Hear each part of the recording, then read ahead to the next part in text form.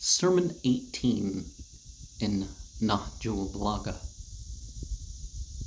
regards the issue of theological differences.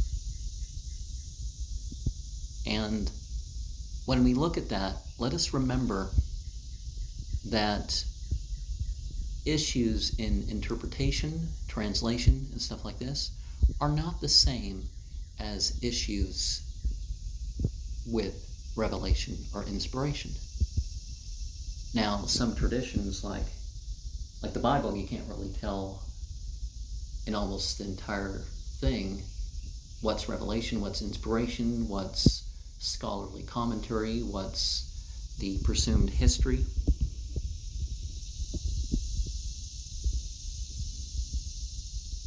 But one thing about jurisprudence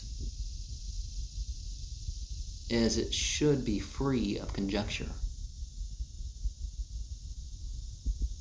It's one thing using your imagination to see yourself as if the situations or your situations are, something like that. But it's another thing to make up the details. And,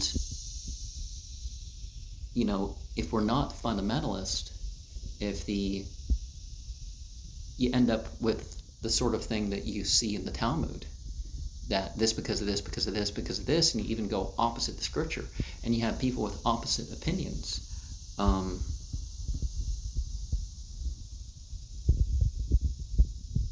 And I don't mean opposite as in, well, when you wash your arm, you wipe this side first and then this other side.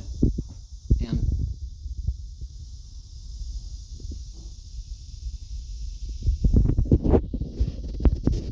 intruded upon.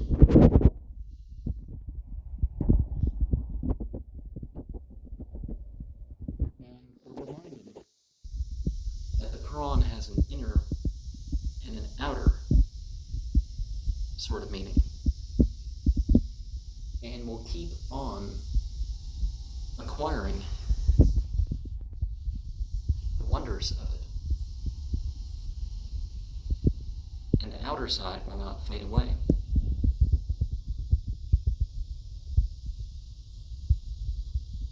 And the comments of people, it's not the same thing as the faith being, extended. You know what I mean? That the faith has been perfected and completed long ago.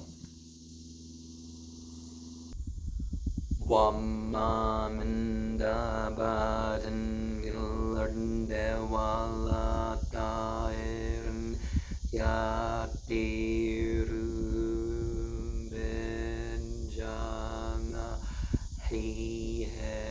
إِلَّا أُمَمٌ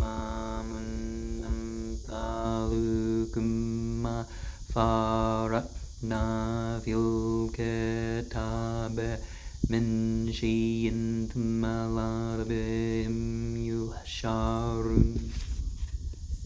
When it comes to Al-Quran, we have guidance in every broad matter and every specific matter as far as what we're supposed to do spiritually in this age. Particularly my responses to grimoires and stuff, I have not found that broadness and all-inclusiveness in any other claim of religion.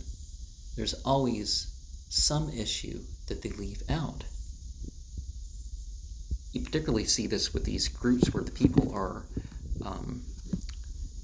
writing the book with their own hands.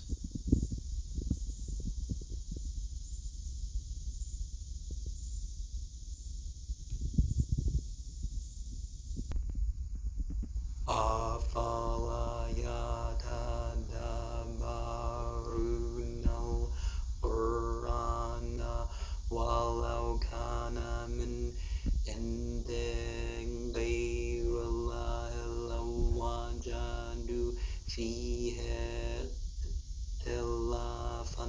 كثيرا. And one of the things we see with actual prophets is that there's not contradictions. We don't even find this word repeated. The word for discrepancies. You see that with the best of philosophers is that, they refine things, something, they find out they were wrong in one of their claims and they go back on it or something like that. Letter 18 was Ali's letter to Abdullah bin Abbas, who was the governor of Masra. And I figure, just like a lot of places, it was a place that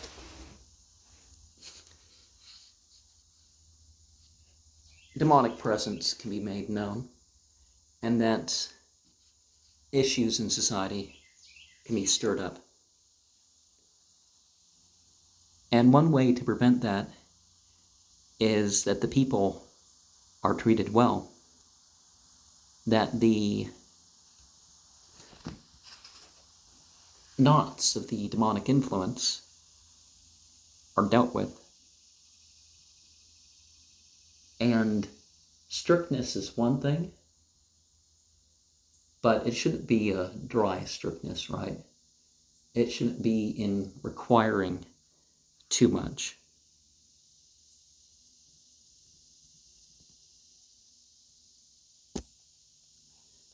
And Basra was a community that if some of those who excelled in matters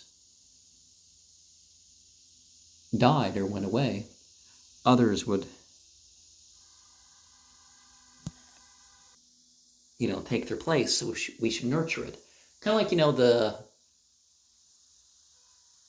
Platonic philosopher king, this issue of, does the philosopher produce the society or provoke the society, or does the society, end up producing the philosopher? It kind of goes both ways. And, of course, leaders should be merciful upon themselves as well and nurture the relationships that have